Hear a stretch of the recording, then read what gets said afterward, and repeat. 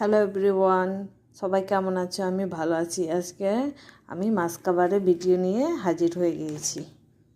এটা 2 packet biscuit চায়ের সঙ্গে খাবো। 2 প্যাকেট বিস্কুট এনেছি।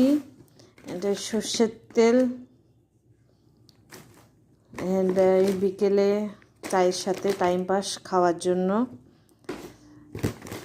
1 প্যাকেট চানাচুর, কাশ্মীরি লঙ্কার গুঁড়ো, 1 কেজি টাটা লবণ, তেজপাতা, মুসুরির ডাল, 3 প্যাকেট সয়াবিনের তেল, এটা আছে পাঁচফোড়ন,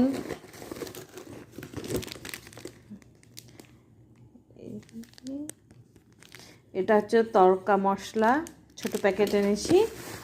আর আছে 1 কেজি চিনি।